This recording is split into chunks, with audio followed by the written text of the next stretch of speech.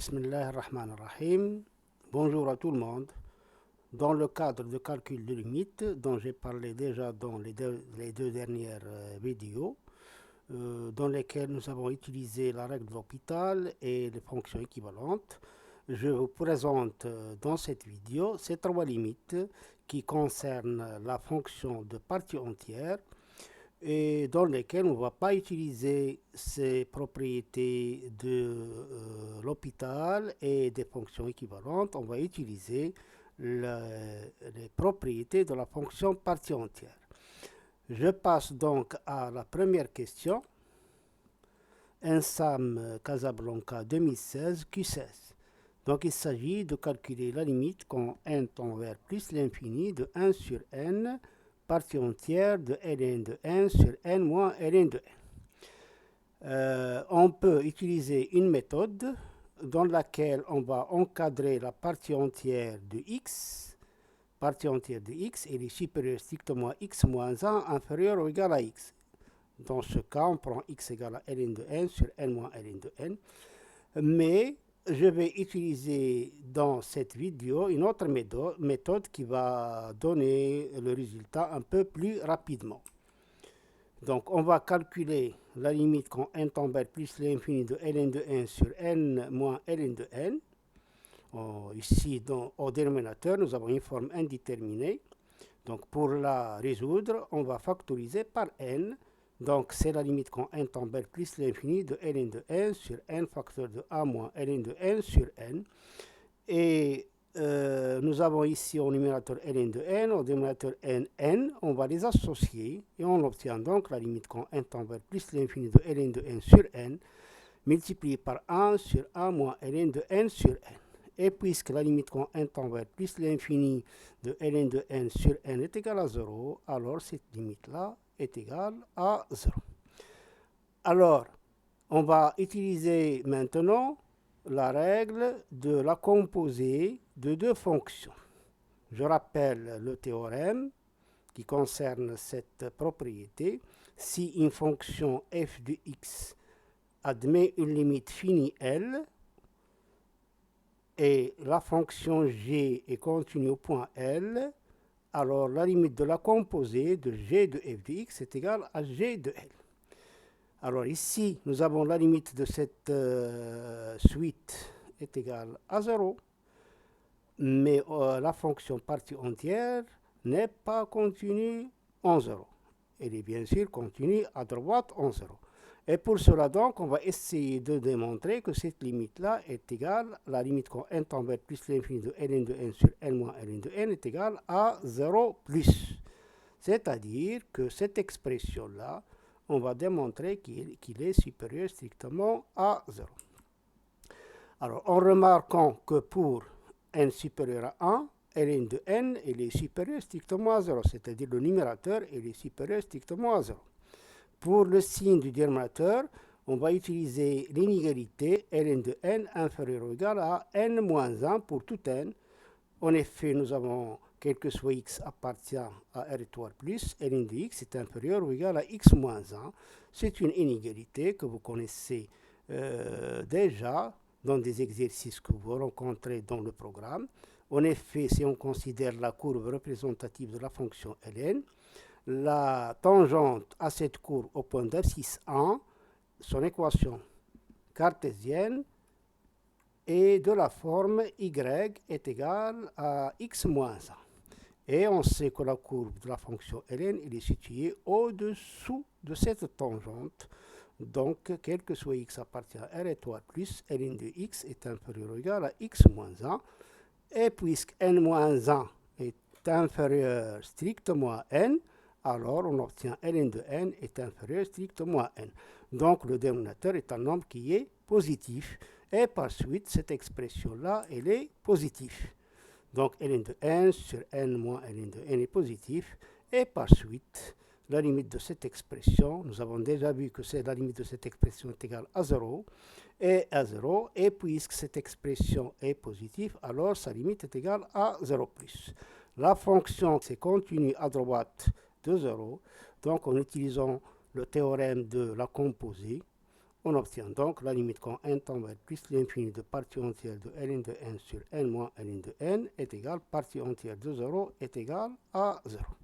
Et puisque la limite quand n tend vers plus l'infini de 1 sur n est égale, alors la limite quand n tend vers plus l'infini de 1 sur n, partie entière de ln de n sur n moins ln de n est égale à 0. Donc la réponse c'est 0. Je passe donc à la deuxième question. NSAM 2014 McNess Q7. Il s'agit donc de calculer la limite quand x tend vers 0 de x carré facteur de 1 plus 2 plus 3 plus plus partie entière de 1 sur valeur absolue de x. Voilà, alors pour le faire, on va poser partie entière de 1 sur valeur absolue de x est égale à p, avec p appartient à n. Alors on utilise donc la somme des premiers termes d'une suite arithmétique. 1 plus 2 plus 3 plus p est égal à p facteur de p plus 1 sur 2. Et par suite, on va utiliser le fait que partie entière d'un nombre réel t, elle est toujours supérieure à t moins 1 inférieur à t. On va l'appliquer à partie entière de 1 sur valeur absolue de x. Nous avons posé égal à p. Donc p elle est supérieur strictement à 1 sur valeur absolue de x moins 1 inférieur ou égal à 1 sur valeur absolue de x. En ajoutant 1, on obtient donc 1 sur valeur absolue de x est inférieur à p plus 1 inférieur ou égal à 1 sur valeur absolue de x plus 1. Donc on va essayer de faire le produit de ces doubles inégalités pour obtenir p facteur de p plus 1 et diviser par 2. Mais pour le faire, il faut que ce nombre de la première inégalité soit supérieur strictement à 0. On va supposer donc que 1 sur valeur absolue de x moins 1 supérieur à 0, qui est équivalent à valeur absolue de x inférieure à 1. On peut donc supposer cette condition, et cette supposition ne va pas influencer sur le calcul de la limite quand x tend vers 0. Pourquoi? Parce que valeur absolue de x inférieure à 1, ça donne x compris entre moins 1 et 1, c'est-à-dire que x appartient à l'intervalle moins 1, 1, c'est un voisinage de 0. Donc, même avec cette condition, on peut aller calculer la limite quand x tend vers 0 de cette expression.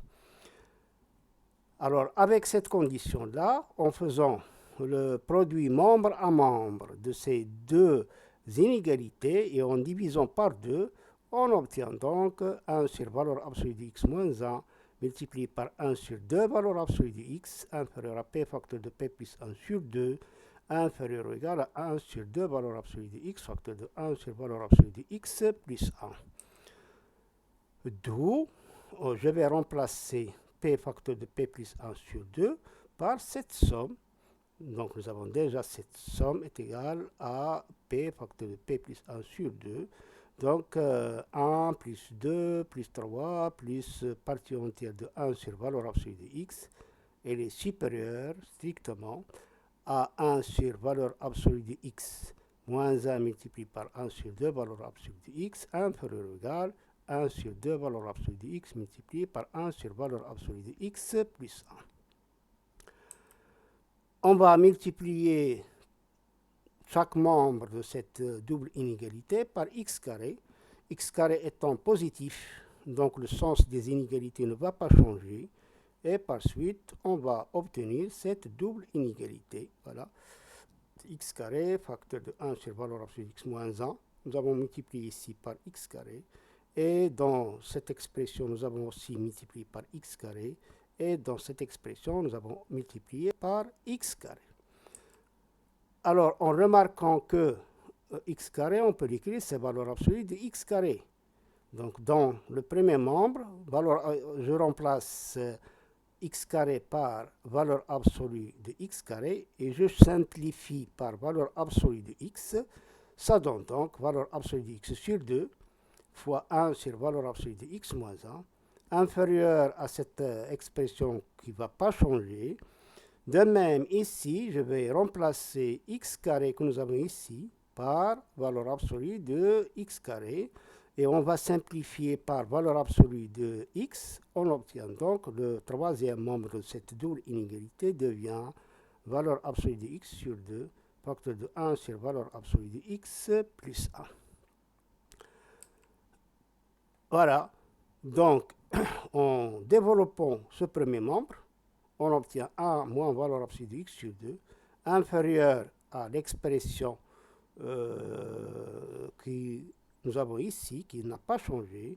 Et ici aussi, on va développer et on va obtenir 1 plus valeur absolue de x sur 2. Valeur absolue de x sur 2 multiplié par 1 sur valeur absolue de x, c'est 1. Et valeur absolue de x sur 2 multiplié par 1, c'est valeur absolue de x sur 2. Donc la somme, ça donne 1 plus valeur absolue de x sur 2.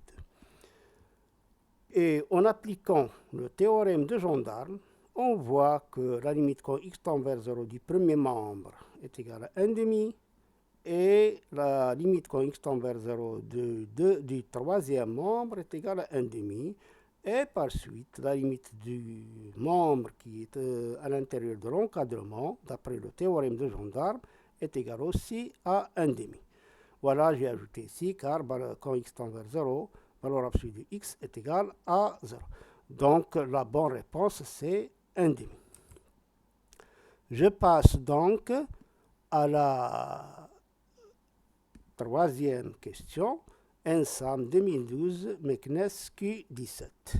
Il s'agit de calculer la limite quand n tend vers plus l'infini de partie entière de x plus partie entière de 2x plus partie entière de 3x plus partie entière de nx sur n carré. Alors, ici on voit qu'on peut écrire sous une forme généralisée partie entière de x, partie entière de 2x, partie entière de 3x, partie entière de nx, c'est-à-dire partie entière de kx, avec k égale à 1, ou k est égal à 2, ou k est égal à 3, ou k est égal à n. Donc, on va écrire cette somme sous la forme sigma de k à 1 jusqu'à k est égal à n de partie entière de kx. On sait bien que pour tout k, pour tout entier naturel k, partie entière de kx, elle est supérieure ou égale à kx moins 1, inférieure strictement à kx. On va sommer ces inégalités lorsque k varie de 1 jusqu'à n, et on obtient donc sigma de k est égal à 1 jusqu'à k est égal à n du premier membre kx moins 1, de kx moins 1, inférieur ou égal à sigma de k égale à 1 jusqu'à k est égal à n de partie entière de kx, inférieur à sigma de k est égal à 1 jusqu'à k est égal à n de kx. Et on va utiliser maintenant les propriétés des sommes. Sigma d'une somme est égal à la somme des sigma. La somme, bien sûr, la différence, c'est une somme. C'est la somme avec l'opposé. Donc, c'est sigma de k égale à 1 jusqu'à k est égal à n de kx, moins sigma de k est égal à 1 jusqu'à k est égal à n de 1. X étant une constante indépendante de k, donc on peut la faire sortir de sigma et on obtient donc x sigma de k est égal à 1 jusqu'à k est égal à n de k, moins sigma de k est égal à 1 jusqu'à k est égal à n de 1, inférieur ou égal à sigma de k est égal à 1 jusqu'à k est égal à n de partie entière de kx, inférieur strictement à x, sigma de k est égal à 1 jusqu'à k est égal à n de k.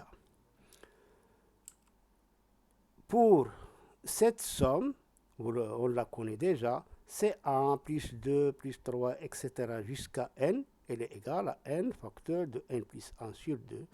Mais, donc on va la multiplier par x.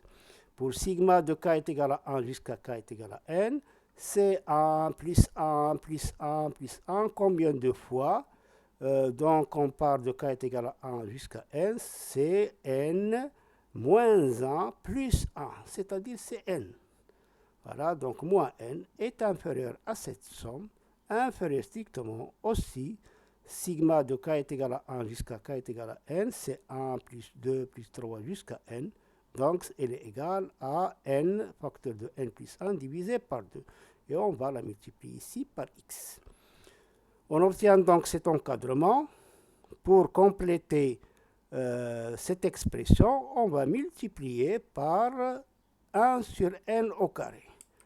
En multipliant par 1 sur n au carré, bien sûr n sur n, on obtient ici n facteur de n plus 1 sur 2 sur n carré. Donc n avec n, il va se simplifier. Donc on obtient n plus 1 sur 2n multiplié par x.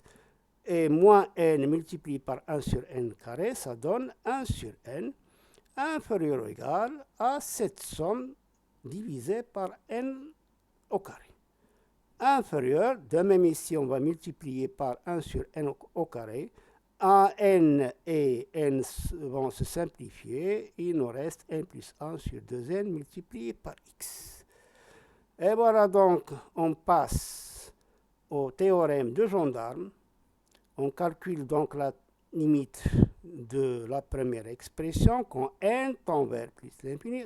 Alors ici, il faut faire attention, ça c'est une suite. N, la variable c'est n. Et x, c'est un paramètre. Donc cette expression-là, c'est le terme général d'une suite. Alors la limite quand n tend vers plus l'infini de n plus 1 sur 2n, c'est une fraction rationnelle. C'est la limite de n sur 2n est égale à 1 demi.